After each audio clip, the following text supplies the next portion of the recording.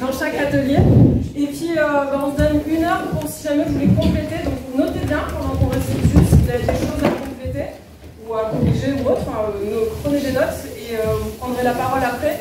On dit qu'à 5 heures on boucle ça pour qu'on ait un temps pour faire des annonces par livre, discuter d'autres choses, agenda, etc.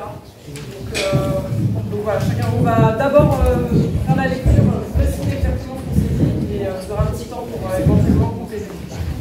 Il y a Marie qui est venue embêter un peu tout le monde avec la boîte à dents. Non, pas embêté, non. Non, c'est pas... Elle est venue interagir. On n'est pas à la somme pour couvrir vraiment les frais de la touriste. Hein. On n'a pas la somme.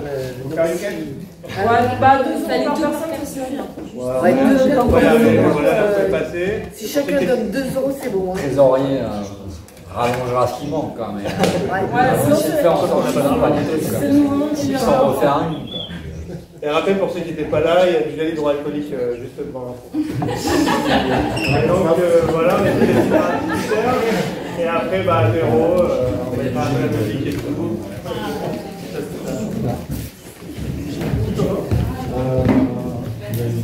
Vous êtes prêts ou pas? Je peux y aller. Alors, institution et réseau. On a commencé sur cette question, quel réseau de subvention? Donc l'idée générale c'était de frapper à toutes les portes. Hein. Quand on a quelque chose de cool à proposer, autant le proposer et faire le copier-coller en l'adaptant bien sûr aux institutions auxquelles on s'adresse. C'est-à-dire que le département de l'Hérault a certains objectifs, la métropole en a d'autres, la région en a d'autres. Et donc ça peut être de la mairie, département, région, intercommunalité aussi, national, voire européen, puisque l'Union européenne a des gros budgets pour ça. Ils parlent d'écologie et donc ils sont un peu obligés de mettre des budgets en face, sauf que les gens ne pensent pas trop à taper ça. Donc autant s'en servir. Pour la rénovation, plutôt s'adresser à l'ADEME. Voilà, pour le chantier. Quel soutien Ah oui, et aller en présentiel, si possible, aller voir les interlocuteurs, même avant de remplir les dossiers de subventions, tout ça, aller les voir, leur demander comment est-ce qu'on peut coller à mes attentes, et aller les voir tout simplement plutôt que d'envoyer un fichier avec une pièce jointe. Comme ça, ils disent ah oui, je me rappelle de lui, en plus c'est sympa, tout ça. Question 2, quel soutien d'ASSO pour les questions juridiques? Alors il y a ALEM qui commence avec un H au début. De toute façon, tout ce qu'on fait là, on va essayer de vous l'envoyer par mail si vous avez mis votre adresse là-bas. ALEM, qui est spécialisé sur les vides juridiques. Jeu dangereux, parce qu'un vide juridique, ça veut dire que c'est une zone grise où l'État peut venir dire on applique la loi ou pas, mais en gros c'est toléré. Et il y en a qui vivent dans des vides juridiques, dans des lieux tout ça, qui sont légalement un peu compliqués. Et maintenant, ils se retrouvent avec 500 € d'amende par jour parce que le maire, maintenant, a le droit de faire ça. Donc, le vide juridique, jeu dangereux.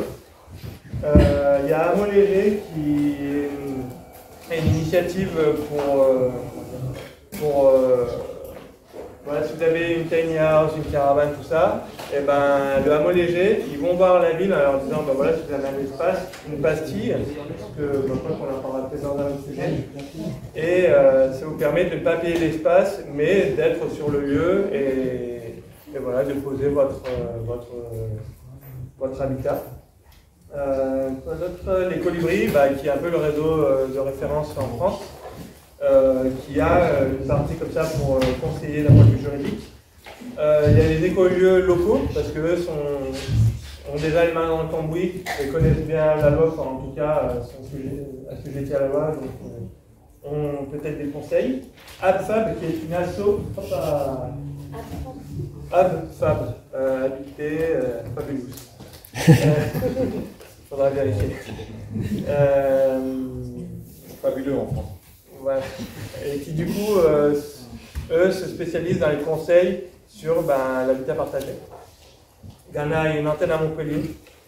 Il y a Toit Alternatif qui est un formidable site. Toit Alternatif, ils ont même fait un guide carrément super bien fait de, en gros, vivre autrement, habitat alternatif, habitat léger, quelle loi, quelle pastille, tout ça. Il y a le Terre des biens aussi, qui ont un peu de conseils quelles ressources pour répondre aux questions matérielles, eau, électricité, partenaires, permaculture. Alors, déjà, le réseau de référence en permaculture localement, c'est surtout HPO, IMUS, Pays Doc. Donc voilà, ils mettent en lien tous les acteurs locaux qui font la permaculture. Il y a des chantiers, ils sont super sympas. Et entre autres, ils proposent le festival Permact, qui aura lieu pour la deuxième année, du coup en octobre, à Saint-André-de-Saint-Golis. Donc voilà, c'est 10-15 jours d'ateliers très différents, avec un prix, mais franchement très accessible comparé aux autres formations, au PDC, tout ça. Voilà, donc tout à l'heure il y aura un point agenda, on en parlera. Menuiserie collaborative, voilà, c'est des ateliers, un peu des tiers-lieux où vous pouvez aller bénéficier de leur matos, ils peuvent vous prêter des choses, vous pouvez réparer des choses chez eux. C'est un peu comme le vieux du coup sur les vélos. Maintenant, il y a Macondo qui est à Montarno, où il y aura le Festival du Monde d'après, on en parlera. Macondo, c'est assez nouveau, ils viennent d'avoir le bail, c'est à Montarno, ils ont un super grand atelier, c'est des hectares, c'est immense. Il y a les recycleries, il y a les réseaux de recycleries, vous pouvez voir sur internet. Celle qui nous vient un peu à l'esprit, c'est celle qui est assez exemplaire du Vigan, Air d'Évolution, tout ça, ceux qui ont fait Terre de Convergence. Donc ils ont une super recyclerie, très complète dans la démarche, où il y a même de la réinsertion, de l'emploi, tout ça. Un architecte, alors c'est un fameux monsieur, merci pour le mot, un monsieur qui s'appelle Rosel, qui est un peu atypique, mais qui est une mine de savoir sur tout ça, sur l'autonomie, sur la recyclerie et tout. On va parler aussi des jardins d'Olivier. Pour l'eau, ouais, c'est ça, hein. Pour l'eau, forcément forage et eau, et rivière, pardon. Quand vous allez visiter un terrain, visitez-le plutôt à la fin de l'été, parce que s'il y a encore de l'eau à ce moment-là, ça veut dire qu'il y a de l'eau toute l'année. Parce que sinon, si vous allez au printemps, oui, il y a de l'eau qui coule, sauf que si on n'a pas toute l'année, ça peut être problématique. Il y a les low-tech qui peuvent aider, on parle de tout ça. Les low-tech, par exemple, au Nouveau Monde, on fait un bélier hydraulique qui permet mécaniquement d'amener de l'eau sur votre terrain depuis une source à l'infini, sans électricité. Donc c'est génial, ça vaut quoi, 100 balles. Nous on sait le faire, maintenant on peut montrer comment le faire. Et ça s'appelle un bélier hydraulique et les low-tech c'est vraiment super parce que ça permet de moins détendre et de moins payer et donc d'être plus libre en fait. Voilà à peu près quelles villes amies, en condition. On a pas mal parlé de Junas, qui est revenu plusieurs fois, donc qui ont une démarche assez poussée sur la monnaie libre, sur la coopérative d'habitants, voilà, démocratie participative, tout ça. Il y a le village, c'est pas dans le coin, c'est dans la Drôme, le village de Boulk, où il y a Pablo Servigne, entre autres, qui dit, où là, carrément, le maire a dit, Pablo, je te fais confiance, autonomie, je comprends l'intérêt de l'autonomie alimentaire, par exemple. Donc, voilà, il a un peu carte blanche, Servigne et tous les copains du village, ça s'appelle Boulk, B-O-U-L-C. Il y a l'ODF qui est revenu, pour plein de raisons, déjà historiquement. On se rend compte que c'est les villes sinistrées économiquement, un peu comme aussi au Vigan, qui se réinventent par le social et le culturel et l'alternative et l'écologie. Donc souvent c'est un peu des profils comme ça, type l'ODEV. On a parlé du CLAP qui est un super tiers-lieu à l'ODEV. On a aussi parlé de Octon, qui apparemment est un peu il se passe pas mal de choses en dessous de l'ODEV, c'est autour du Salagou. Grabel, où là par contre ça peut être assez cher, mais un maire qui semble assez ouvert à tout ça. Saint-Jean-du-Gard, parce que c'est en Lozère, c'est un peu le centre du monde de la Lozère. Oui, c'est pas dans le Lozère, hein. C'est encore dans le Gard ? J'avais vérifié. C'est pas loin de la Lozère, vous d'accord ? La Côte de la Selle et la Creuse, parce que la Creuse, il n'y a pas grand chose, mais au moins il y a de l'eau et c'est assez vert. Cantal, Creuse, tout ça, même les collasso savent que c'est ces endroits où cette zone-là, où il y a le moins de risques géoclimatiques, tout ça. Et peut-être que Thierry qui est arrivé pourra nous faire un point tout à l'heure. On verra. Voilà, sur les villes Jamy. La question suivante, c'était quelle relation au début? C'était presque la principale question.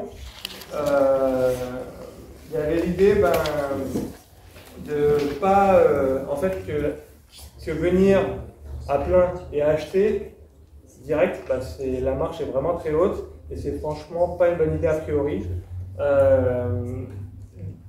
Il y a des demi-marches, on va dire, qui consistent par exemple à aller sur le lieu, quitte à louer un logement ou aller chez des gens en sous-location, voilà, enfin, connaître le lieu, aller au fêtes du village, squatter la place, aller au bistrot. Après, il y avait aussi l'idée que c'est bien de connaître localement, mais c'est mieux de commencer déjà par savoir qui est le maire.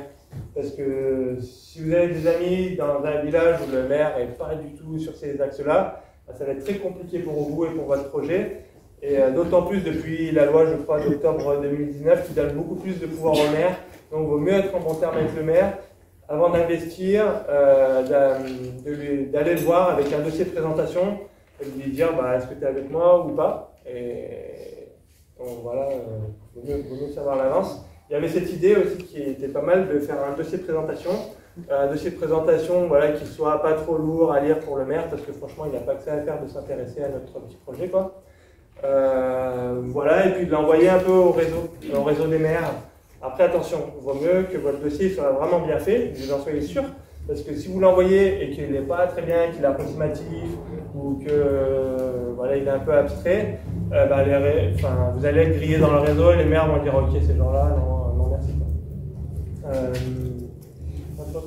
Donc l'importance du réseau préexistant sur les petits villages, parce qu'on ne peut pas arriver en disant coucou c'est nous, c'est le nouveau monde, on va vous apprendre c'est quoi la vie, ça c'est compliqué. Et même si des fois on a raison, en tout cas il ne faut pas le dire. Attention, parce qu'avoir raison tout seul c'est avoir tort. Oui. Et avoir raison trop tôt, c'est aussi oui.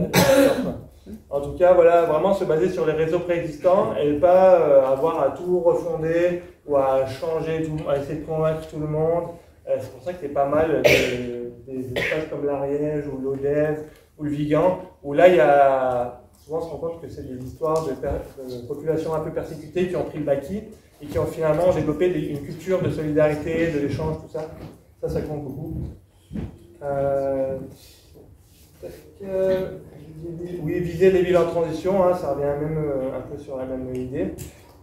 Voir les pastilles, en fait, pour un habitat alternatif, c'est-à-dire habitat léger, c'est possible seulement si le maire a fait une pastille sur son PLU, le plan local d'urbanisme. Et pour connaître ce PLU, il faut aller voir la mairie et voir les petites pastilles. Mais en général, il n'y en a pas beaucoup parce que les maires, ils s'en foutent. Alors, ils ont le droit de les mettre, mais en fait, ils ont d'autres choses à faire et du coup, si on les embête pas. Ils sont obligés, mais sauf qu'en fait, voilà. Ah ouais, c'est plutôt ça. Ils sont obligés de les mettre, mais ils ne le font pas. Parce que c'est pas leur priorité, malheureusement. Donc, il y a des réseaux comme Hameau Léger qui vont aller voir, leur dire hey, mettez les pastilles, vous êtes obligés, tout ça. Sauf que c'est un peu compliqué, le temps qu'ils fassent une pastille. Donc, en gros, si c'est pas déjà un peu prévu, que le maire n'est pas déjà un peu dans cette idée-là, ça peut être compliqué. Oui, l'idée que la mairie a besoin de connaître son intérêt, parce qu'on peut avoir les plus belles formulations du monde. Si à la fin le maire n'a pas compris ce qu'il a gagné lui et surtout son village, sa communauté, en fait ça va pas marcher. Donc des fois il vaut mieux être un peu plus franc du collier, mais lui dire clairement, voilà, parlons bien, voilà ce qu'on te propose et voilà l'avantage que tu as là-dessus. Et même dans l'autre sens, c'est aussi important d'exprimer à la municipalité quel intérêt il a à venir, à nous aider, comment il peut nous aider, parce que c'est aussi bien, pour un maire ça peut être valorisant, lui dire moi sur mon territoire je valorise ça, et ces gens-là ont besoin de ça, et moi je peux faire en sorte que... attention à l'autonomie, au discours, vous inquiétez pas, on arrive, on va faire l'autonomie, vous n'entendrez pas parler de nous parce qu'on n'aura pas besoin de vous. Et là, on va dire, ça va, en fait, j'ai pas envie de ça. Moi, j'ai envie de gens qui viennent, qui interagissent, qui vont à l'école, qui vont consommer, qui vont tout ça, quoi. s'inscrivent dans le territoire. Donc oui à l'autonomie, mais pas à l'autarcie. Enfin, ça serait peut-être ça la nuance, quoi. On ne vient pas pour s'isoler du reste du monde. De toute façon, en soi, je ne pense pas que c'est une bonne idée. En tout cas, sur le discours avec des institutions, il faut faire attention à ça. Puis il y avait l'idée, déjà faire communautaire sur le groupe de l'écolieu, c'est bien. Après, il y a faire société. Et ça, c'est une autre question. Donc on n'est pas obligé d'être d'accord avec tout le monde, mais c'est important d'être en bon terme avec René le chasseur et de lui faire comprendre que s'il y a des problèmes, c'est bien qu'il y ait une résilience locale et qu'il puisse compter sur nous et qu'on puisse compter sur lui et pour d'autres choses. C'est un peu un pacte social local. Il me semble que c'est, même en termes, si ça tourne mal en termes de défense, il vaut mieux avoir un contrat social comme ça fort.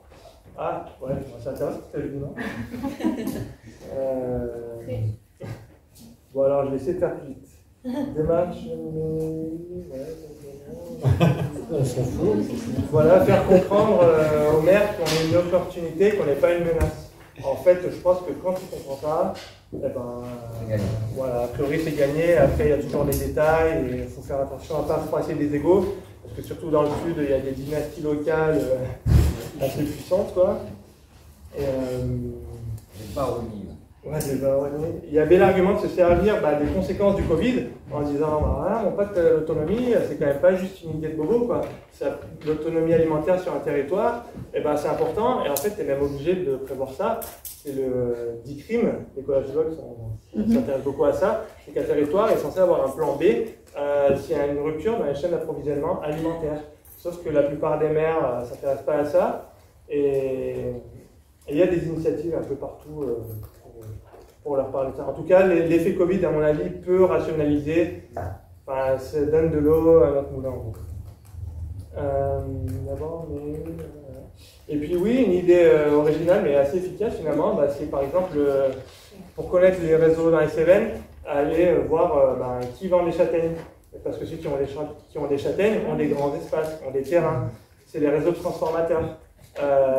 Donc connaître ces gens-là, c'est une bonne chose, quitte à aller à la forêt à la châtaigne, tu vois, et donc voilà, c'est des moyens un peu alternatifs de connaître localement ce qui se passe. Et pour conclure sur les maisons autonomes, alors on m'a parlé de Redouane Saloul à Bayeux-Pièce qui fait des formations, qui accueille et qui apparemment sait vraiment de quoi il parle. Des formations payantes, mais pas, à voir, des fois je veux contacter quoi. Twiza, c'est le site de l'éco-construction. Si vous voulez apprendre à faire l'éco-construction ou si vous-même vous devez faire sur votre terrain de l'éco-construction, je vous conseille de faire un chantier participatif parce que ça vous évitera de payer toute cette industrie là, des architectes, de tout ça, les maîtres d'œuvre, tout ça. Si vous avez le permis de construire, allez-y, accueillez plein de jeunes. Si vous savez faire, tant mieux, vous les accueillez. Ils vous font le truc, et à la fin, ils partent en vous disant merci, vous avez votre habitat. Et si vous n'y connaissez rien à cet habitat, vous payez un professionnel qui, lui, sait faire le truc, le temps du chantier. Et lui, il encadre, je dis les jeunes, mais non, des gens qui ont envie d'apprendre tout ça. Donc voilà un moyen alternatif qui, malheureusement, n'est pas très proposé dans les colibris. Les colibris, c'est souvent, il faut avoir beaucoup d'argent, il faut appeler l'architecte, toute l'usine à gaz. Tac, j'ai bientôt fini. Oui, l'importance des low-tech en termes de maisons autonomes, maisons bioclimatiques, la première énergie qu'on gagne, c'est celle qu'on ne dépense pas. Donc voilà, pensez quand vous faites votre habitat qu'il est adaptable ou que, essayez de penser des choses depuis le début par rapport au soleil, par rapport au terrain, tout ça, à la terre. Et puis, ma foi, c'est déjà pas mal. Merci de m'avoir écouté. Merci.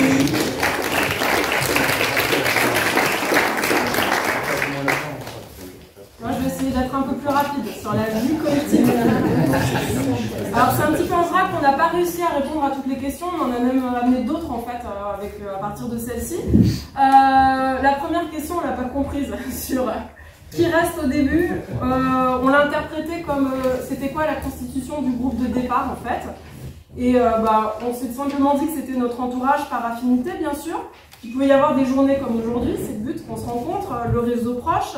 Et que c'est bien, si vous ne connaissez pas, de commencer par poser tout un questionnaire sur la liste des besoins, des envies, ce que vous refusez. On nous a proposé l'outil de mandala holistique avec les questions comment, quoi, avec des post-it. Peut-être aussi de faire la liste de ses qualités, de ses défauts, de ses compétences, qu'est-ce qu'on peut s'apporter pour voir si ça colle ou pas. Et très vite, rien qu'en répondant à ces questions, se dire, ah ben non, on ne pourra pas rentrer dans le même projet. Il y a les outils de CNV aussi qui peuvent aider. Voilà, il faut savoir qu'on nous a apporté cette statistique qui ne fait pas très plaisir, mais 9 sur 10 ratent par manque de structuration du groupe et peut-être parce qu'ils ne sont pas posés les bonnes questions. Mais bon, il y a plein d'études là-dessus à dire pourquoi est-ce qu'un groupe n'arrive pas au bout de son projet. Une des réponses, c'est que ça doit être vraiment, le projet doit être au centre et non pas une personne. Ça, il faut prendre conscience de ça dès le départ. Après, est-ce qu'on fait alors charte ou statut? Les statuts, on s'est dit que ça renvoyait plutôt au juridique.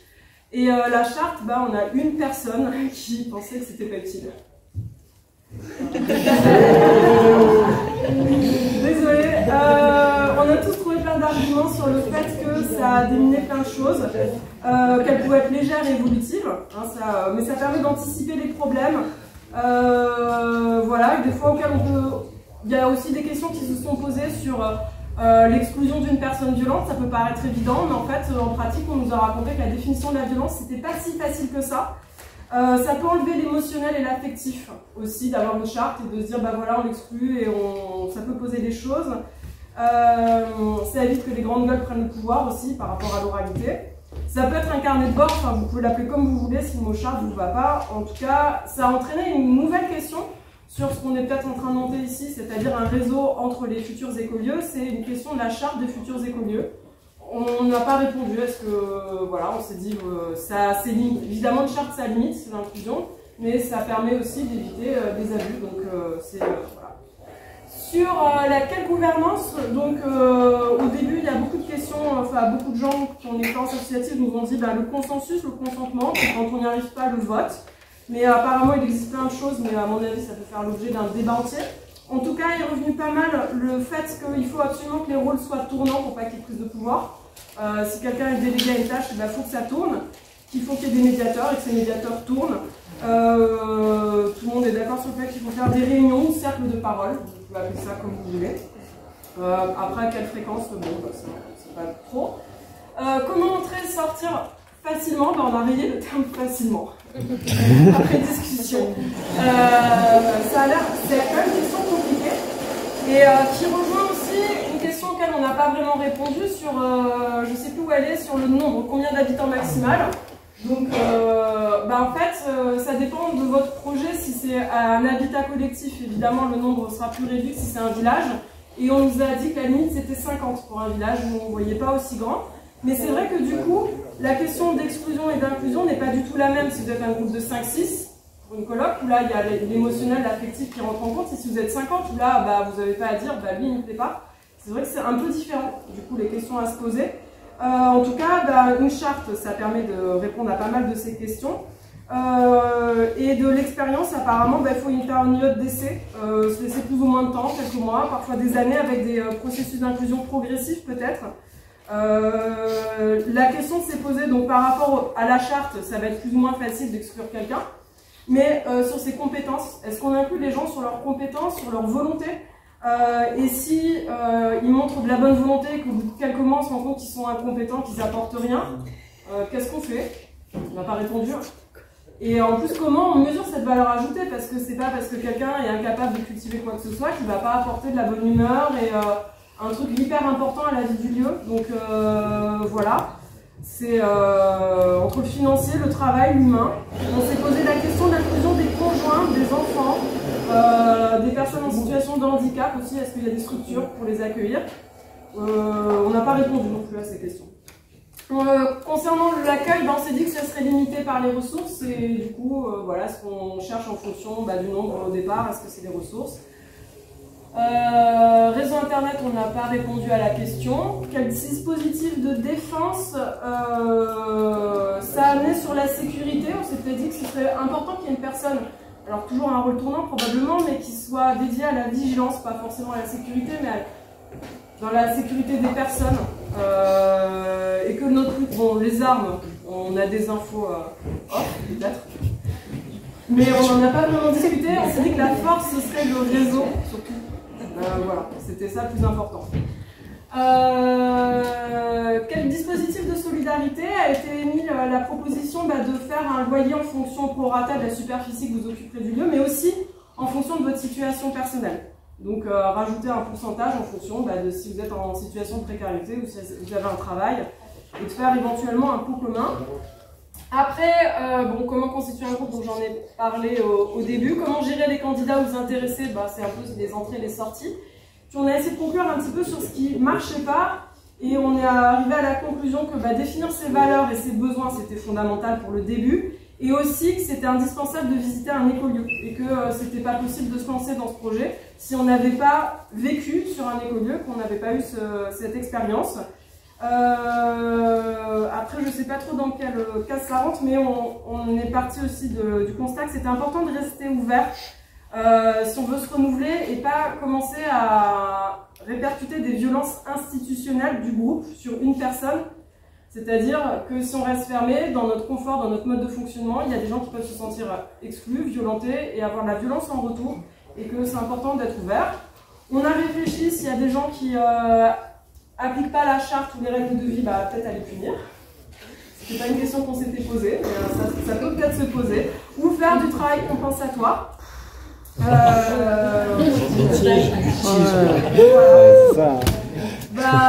quelqu'un ça dépend. Au lieu de virer de suite, tu vois. Oh non. Il fallait se laisser du temps, aller voir les lieux, et que ce qui ne marchait pas aussi, c'était de ne pas avoir d'espace privé. On n'a pas vraiment répondu sur quels espaces activités privées, parce que souvent ça va dépendre des groupes, mais qu'en tout cas ça a l'air absolument essentiel et que ça peut être une cause d'échec de ne pas avoir assez d'intimité, bien sûr. Voilà, je crois que j'ai tout dit. Merci.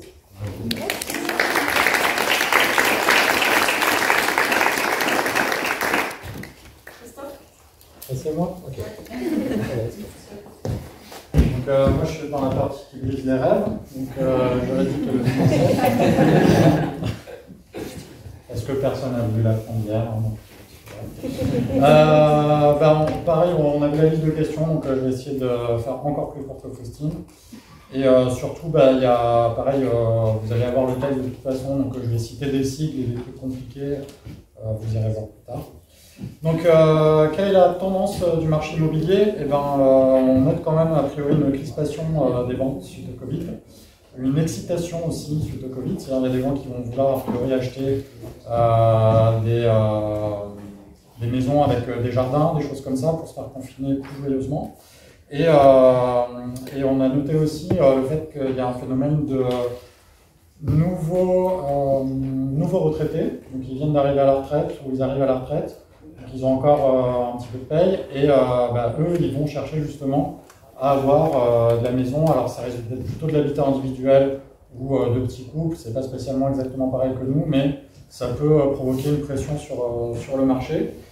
On a noté pour avoir des informations DVF immobilier, SeLoger.com pour les prix par région.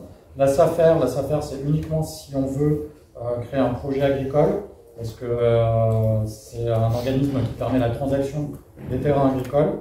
C'est encadré par l'État normalement. Et voilà. Alors ensuite, quelle forme ça pourrait prendre? Donc il y a quelqu'un qui a fait une remarque très intéressante, qui est qu'il faut penser à deux aspects pour l'organisation et pas seulement un aspect. Il y a l'aspect vie collective et il y a l'aspect foncier. L'aspect vie collective, vous allez pouvoir faire une association loi 1901, association collégiale, définir vos règles de vie. L'association va pouvoir encadrer des activités, elle va pouvoir faire des dépenses, faire des achats, voilà. Mais ce n'est pas spécialement elle qui va devoir gérer les murs et gérer le foncier. Pour gérer le foncier, a priori, pour être carré avec la loi, ce serait plutôt donc, soit une SCI, soit une coopérative d'habitants, soit de la copropriété, soit autre chose sur lequel on n'aurait pas pensé. Et là, on est plus dans les clous.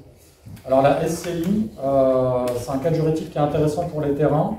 Il y a une flexibilité dans l'apport, c'est-à-dire que vous n'allez pas tous investir spécialement la même somme. Il y en a qui peuvent avoir 10% de la SCI, 50% de la SCI. Il va y avoir une disparité, mais ça peut être un petit peu plus souple. Le problème de la SCI, c'est que si jamais il y a conflit, Et si jamais le conflit, vous n'arrivez pas à le résoudre, même avec des médiateurs, et que ça va au tribunal, bien souvent, c'est la personne qui a le plus de parts qui a raison. Donc, vous voyez si c'est vers ça que vous voulez vous tourner. Je ne connais pas bien, mais a priori, pour les coopératives d'habitants, c'est un petit peu plus souple et plus intéressant pour l'horizontalité, puisque une personne a une voix. Donc, ce n'est pas en fonction des parts dans la société. Voilà. Ça, je le dis, voilà. Il va y avoir une possibilité, en fait, ça c'est très intéressant pour les personnes qui n'ont pas spécialement des gros budgets. Vous pouvez vous organiser pour qu'une personne qui a plus puisse être propriétaire et peut-être même l'unique propriétaire du terrain, et que les autres personnes, les autres habitants, le rémunèrent en payant un loyer. Alors, on recrée un petit peu le système où on paye des loyers, mais là on le paye à quelqu'un qu'on connaît, on paye à quelqu'un qui a peut-être même fait un emprunt, donc ça lui permet de rembourser l'emprunt, et surtout, potentiellement, vous pouvez peut-être toucher des APL aussi. Donc essayez de voir dans vos calculs si ça peut être intéressant pour vous. Après, il y a toute une partie sur les gens qui veulent faire plutôt de l'agricole. Il y a la SCEA, donc à partir d'un certain nombre d'heures travaillées, on peut prétendre aux avantages des agriculteurs. Alors ces avantages-là, c'est de dire par exemple, j'ai un terrain qui est agricole, je l'exploite réellement pour faire de l'agriculture ou de l'élevage de poules, etc. Ça doit répondre à certaines normes en termes de quantité de terrain alloué, en termes de têtes sur l'élevage. En contrepartie, vous pouvez toucher des terrains agricoles et construire votre habitat sur le terrain agricole. Donc là, on parle de prix qui sont dérisoires par rapport à du prix de terrain constructible, mais il va falloir montrer patte blanche, avoir un bon dossier agricole pour pouvoir avoir droit à ça. C'est des choses qui sont faites par des petits magouilleurs qui achètent des hectares de vignes et qui, au bout de 3 ans, disent « bon, moi je vais faire ma baraque à côté de ma vigne ». Et puis après, qui font des plus-values et qui revendent leur baraque comme si c'était du terrain constructible. Donc les municipalités ne sont pas toujours très chaudes avec ça. Voilà. On peut parler aussi de la loi Allure, donc c'est la loi pour l'accès au logement et à un urbanisme rénové. C'était dans le programme de Hollande. La loi a été votée, le décret d'application n'a pas été voté. Donc c'est un petit peu une coquille vide, comme on nous dit. L'idée, c'est que ça, si elle passait vraiment, ça nous donnerait beaucoup plus de facilité pour acquérir du terrain. Ça irait vraiment dans notre sens, mais bizarrement, ça bloque. Le NCA, donc c'est le non constructible autorisé au stationnement des caravanes à l'année. Là, c'est si vous êtes parti plutôt sur l'habitat mobile, l'habitat léger. Il faut savoir que, attention, si on dépasse les 25 mètres carrés d'habitat, c'est considéré comme de l'habitat réel, solide. Et normalement, vous ne pouvez pas y rester plus de 8 mois. D'où, encore une fois, la nécessité de s'entendre très bien avec la mairie, dès qu'on ne va pas être pile dans les clous de ce qui se fait. Si vous êtes plutôt parti sur des tiny house, etc., pareil, on est dans une zone grise. Le marché est en train de découvrir l'existence de ce genre d'habitat. Donc il y a des gens qui font des sociétés pour les créer, il y a des gens qui emploient, ça commence à créer de l'activité. Donc dans quelques années, probablement qu'on aura une législation plus encadrée. Là, c'est vraiment au cas par cas, il faut gérer avec la municipalité si vous allez vers ça. On me parle aussi de l'établissement public de coopération intercommunale. Donc ça, a priori, c'est pour les hébergements sociaux, ça permet d'avoir des terrains moins chers. Je n'en sais pas plus, vous irez fouiller. Voilà, pour le bâti et les constructions, donc le bâti dépend des règles de la commune. Il y a des petites règles comme ça, si le point d'eau est à l'extérieur, ça peut ne pas être considéré comme une habitation. Vous pouvez juxtaposer des habitats légers de moins de 25 mètres carrés, à condition de ne pas cumuler la cuisine, la chambre, l'accès à l'eau. Bref, c'est de la bidouille, mais si vous dirigez vers ça, c'est possible. Excuse-moi, tu peux juste réexpliquer en fait Ouais, a priori, dans la zone grise, tu peux dire, moi j'ai ma tiny ou j'ai ma yourte, elle est là, mais j'en ai une autre à côté, et aucune des trois ne cumule à la fois un couchage, une cuisine et un point d'eau. Aucune n'est perçue comme étant un logement à part entière. Et tu dis, ça c'est ma yourte, je sais pas, pour faire n'importe quoi, du bricolage, et voilà. Mais tu flirtes encore une fois avec la législation. Alors, la législation autour de l'habitat léger et mobile, on me parle du HALED pour les hameaux légers, pour avoir des infos. On parle aussi des STECAL. C'est des secteurs de taille et de capacité d'accueil limitée. si la commune a un PLU, elle doit attribuer des terrains pour des habitats légers. Donc c'est les histoires de pastilles dont on parlait tout à l'heure. Voilà. Si on veut du conseil, le notaire peut être une aide précieuse parce qu'il est implanté sur le territoire depuis longtemps. Donc même au lieu de passer par des agences, des fois vous pouvez trouver des terrains par les notaires. Et lui, si vous arrivez avec des propositions, il peut vous dire si ça tient la route ou pas. Par contre, c'est pas un grand spécialiste des alternatives. Hein. Lui, il est plutôt dans ce qu'il sait faire. Donc ne vous arrêtez pas au notaire non plus. Il y a des écolieux qui font du conseil. Donc le village de Pourgues en Ariège, l'éco-village de Saint-Camel. Et David me disait aussi qu'il y avait la possibilité de faire des accueils en immersion. Donc de ne pas hésiter à aller vers des lieux qui proposent de l'accueil gratuit pour des durées qui peuvent même être de plusieurs mois. Et ça permet de passer de la théorie à la pratique et de voir vraiment si ça fonctionne. Et il parlait de RAMA, donc le réseau français des éco-villages. Donc rama1901.org si vous voulez aller voir. Voilà. Comment concilier les différents budgets? Il y a le Comoda, a priori ça permet des prêts à titre gracieux. Personne ne s'est trop penché dessus. Il y a aussi des gens qui pensent qu'il faudrait plutôt que de rechercher une propriété égale entre les personnes, rechercher un usage égal entre les personnes. Donc tant pis si quelqu'un est plus propriétaire que d'autres, mais instaurer des règles de vie dans lesquelles l'usage est plus collectif, plus égalitaire. Il y a une possibilité qui serait de rembourser par le travail. Alors, ça pose la question de si j'ai fait l'électricité, si j'ai fait ceci, si j'ai fait ça, à quelle part j'ai droit vraiment dans le projet. Mais ça, il faut voir à quel point on est raccord avec la loi, parce que la loi va peut-être s'en foutre complètement de vos arrangements entre amis, si jamais il y a litige surtout. Et puis, il y avait une proposition de mettre en place au sein du collectif un système de monnaie locale, de troc, de bons points, lui il a quand même fait ça, donc au bout d'un moment, collectivement on accepte qu'il y ait tel poids dans le fonctionnement. Pour les méthodes de financement, la location, voilà, donc ça a été beaucoup évoqué par plusieurs personnes parce qu'on est beaucoup des galériens aussi. C'est bien d'avoir fait l'assaut avant d'aller voir le banquier. Que ce ne soit pas juste une personne qui arrive en disant « moi ceci », mais plutôt on est un collectif, il y a tant de personnes, c'est peut-être un peu plus rassurant de voir qu'il y a une structure, surtout si la structure existe depuis déjà quelques temps.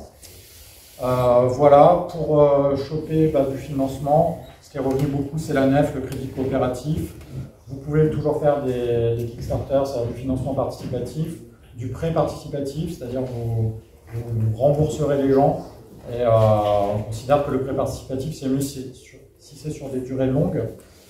Et voilà, après aller à la pêche aux subventions, ça a déjà été dit. Par exemple, si vous êtes kiné, il y a des subventions pour être kiné en zone rurale. Donc, vous pouvez cumuler comme ça en fonction de vos activités. J'ai bientôt fini, on ne dirait pas. Voilà, si vous avez une structure financière collective mais qu'il y a une inégalité dans l'investissement, vous pouvez essayer de dégager des bénéfices collectifs qui permettraient d'égaliser les parts. Par exemple, on fait des festivals, on a une activité sur le lieu, on a un pot commun, ces pots communs, ça va permettre de lisser un petit peu les inégalités entre les personnes. Si vous faites du prêt d'argent à titre gracieux, n'oubliez pas de le faire déclarer sur les impôts. Les gens disent bon, on a bien prêté à telle personne, c'est légal, l'argent en fait il appartient beaucoup à l'État, donc il vient de savoir par où ça passe en général. Voilà, j'essaie de raccourcir. Si vous faites des activités extérieures ou commerciales, c'est bien d'utiliser plutôt une asso. Si vous avez une activité personnelle, par exemple, je sais pas, vous faites des collecteurs, n'importe quoi, et ben l'asso peut l'acheter et vous pouvez être en auto-entrepreneur par exemple. Et donc ça peut faire un moyen de dialoguer avec l'asso. C'est comme si l'asso fait par exemple un festival, à un moment donné, elle va peut-être devoir rémunérer un groupe de musique, et ben, elle va pouvoir faire une facture. Et ben là, vous aussi, vous allez pouvoir faire des factures à l'asso si vous avez une existence juridique. Voilà. Et après, les trucs qui fâchent, revente, décès, ça c'est compliqué. C'est quand même la loi qui va avoir raison. Vous pouvez essayer de mettre des règles de vie en disant que si quelqu'un est exclu, s'il y a un décès, si quelqu'un veut s'en aller, Vous essaierez de préempter, c'est-à-dire d'être prioritaire sur le rachat, et avant que ça parte direct sur le bon coin, que vous vous retrouviez avec quelqu'un que vous n'avez pas vraiment décidé d'avoir pour une vie collective, essayez de négocier collectivement qu'il y ait un laps de temps, peut-être 6 mois, 1 an, qui vous permettent de racheter.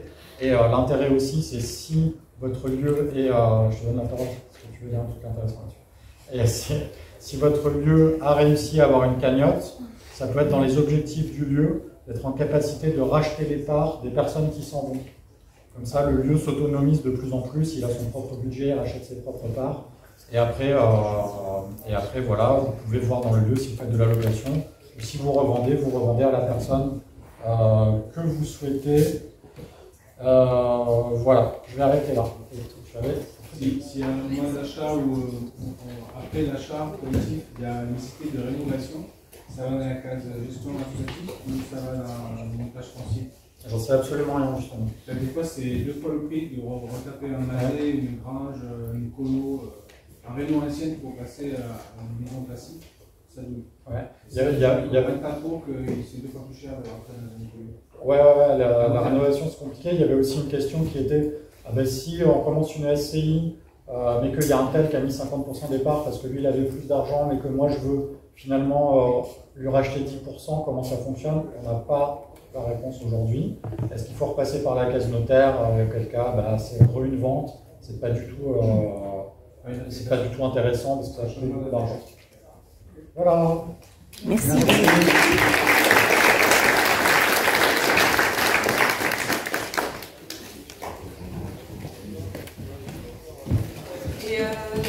Moi, je vais faire le compte-rendu pour terrain. Du coup, on s'est demandé comment on pouvait aussi avoir accès à la terre.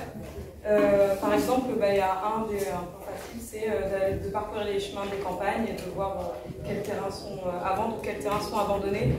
Et pourquoi pas faire en fait des offres spontanées, retrouver le propriétaire. Ce qui est important aussi, c'est de clarifier ses attentes. Donc, si on est en groupe, voilà, savoir ce qu'on veut sur ce terrain. Donc ça peut être quelle région, est-ce qu'on veut un achat, est-ce qu'il existe un réseau alternatif, voilà, savoir ce qu'on veut faire sur ce terrain, si on veut mettre en place une activité de maraîchage ou simplement un lieu de vie participatif. On peut aussi en fait demander de l'aide à des réseaux.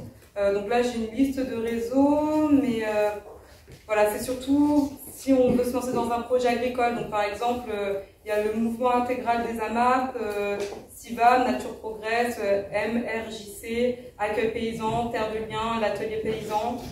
Donc du coup voilà, il y a pas mal de réseaux. On peut aussi s'appuyer sur des annonces. Par exemple, le Bon Coin, à vendre ou à louer, l'immobilier des particuliers, propriété privée, Equidomaine, Agri-Affaires.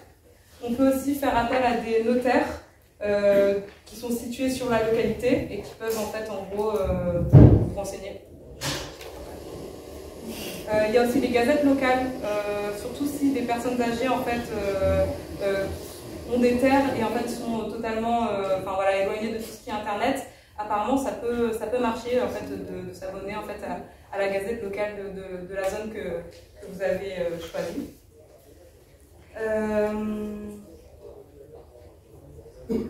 Voilà pour l'accès à la terre. Ensuite on s'est demandé par quelle chronologie passer, par quel bout on commence. Est-ce qu'on choisit d'abord une terre ou est-ce qu'on crée le collectif, comment en fait on avance dans le projet. Et on s'est dit que c'est le projet qui va définir en fait quel type de terrain on veut. Et donc c'est important de se poser les bonnes questions. Donc qu'est-ce qu'on veut?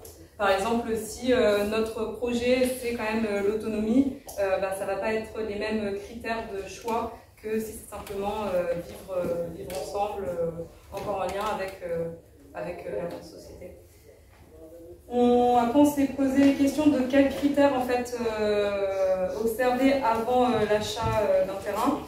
Donc on peut réfléchir en fait aux critères liés au contexte politique et institutionnel. Donc quelle relation avec les élus, quelle ville amie, quels sont les lieux en fait qui sont prêts plutôt à accueillir ce projet.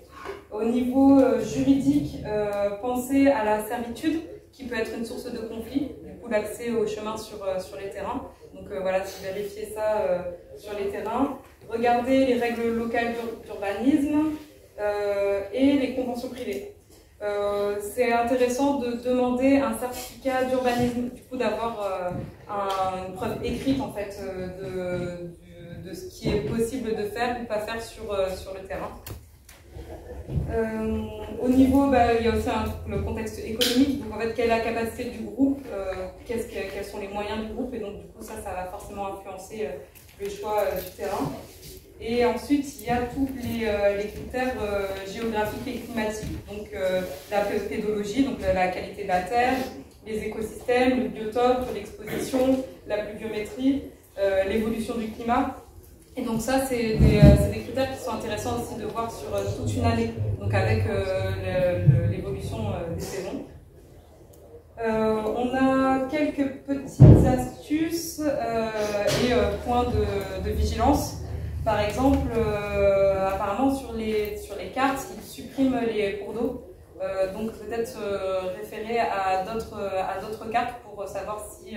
parce que ça, c'est un critère aussi, l'accès à l'eau sur le terrain. Donc voilà, peut-être se référer à d'autres cartes qui référencent encore vraiment tous les cours d'eau. Donc dans les cartes, on a géoportail et carte des projets inutiles. Je pense qu'il y en a plein d'autres. On pourra peut-être essayer de mutualiser les autres références. Pour la visite, lorsqu'on rentre quand même dans un moment où on va visiter plusieurs lieux, on peut par exemple s'aider d'un fichier Excel en référençant les critères. Donc c'est au groupe aussi à essayer de hiérarchiser en fait quels critères sont les plus importants pour eux. Et on a aussi par exemple la grille AFOM. Donc AFOM, c'est simplement un moyen mnémotechnique de se rappeler où le A de atout, le F de faiblesse, le O de opportunité et le M de menace. Donc par exemple, on visite un terrain, on a cette grille avec ces quatre colonnes, on remplit et on peut rapidement en fait, avoir après une visibilité d'ensemble sur tous les terrains qui ont été visités. Ça peut peut-être faciliter le choix. Alors il y a différents types de terrains. Il y a les terrains de loisirs, les terrains constructibles ou non constructibles, ou les terrains agricoles. Et ensuite, on se demandait, donc ça c'est le choix du terrain, déjà c'est en fonction du type de projet. On se demandait en fait aussi comment faire pour, si on a moins de moyens financiers, pour avoir quand même accès à la terre. Et par exemple, prendre un terrain non constructible, mais avec déjà un cadastre, donc une vieille bâtisse à reconstruire, ça peut être un moyen en fait d'avoir un habitat, mais voilà,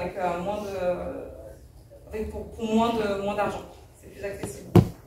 Mais par contre, ça peut avoir d'autres inconvénients. Donc, si on a des critères écologiques qui sont assez poussés, c'est peut-être plus difficile de rénover, de mettre en œuvre ces critères. On s'est posé la question aussi de comment faire passer son terrain non constructible à constructible. Donc ça, voilà, quand on est agriculteur, il y a des moyens, mais je ne vais pas m'aventurer plus là-dessus. C'est possible, mais c'est difficile. Et on s'est posé aussi la question de est-ce que, enfin ça dépend, mais voilà, ce côté de est-ce que on veut tout rassembler sur un terrain, ou est-ce que c'est possible en fait d'avoir un terrain, peut-être racheter après un autre terrain, ou un autre terrain, ou un autre terrain, ou directement en fait se dire bon il y aura le lieu habitat et le lieu après activité. Donc ça, ce qui est intéressant, c'est peut-être d'avoir un lieu mère au début et à force d'être implanté et d'intégrer, vu que cette transition, si elle peut être progressive, on peut agrandir et avoir de plus en plus de parcelles. Et des fois, en fait, en fonction du type de culture qu'on veut mener sur le terrain, c'est obligatoire en fait d'avoir différentes parcelles. Donc on a déjà parlé en fait des réseaux de soutien comme ALM, il y a aussi Hameaux Abandonnés et SOS Mer. Et il y a eu aussi la question du rapport à la propriété privée. Donc là on l'a abordé simplement sur le fait que si quelqu'un a énormément d'argent et qui décide d'acheter ce terrain, est-ce que c'est possible et quelles sont les difficultés en fait à après mettre en place un projet de vie participative. Et ça, voilà, ce qui en était sorti, c'est que ça pouvait être délicat d'être le seul propriétaire, parce que du coup la responsabilité, elle sera que sur le propriétaire, et donc du coup elle sera non partagée. Donc il peut y avoir aussi plus d'allées et venues, donc c'est le propriétaire qui va quand même avoir une plus grande charge de travail.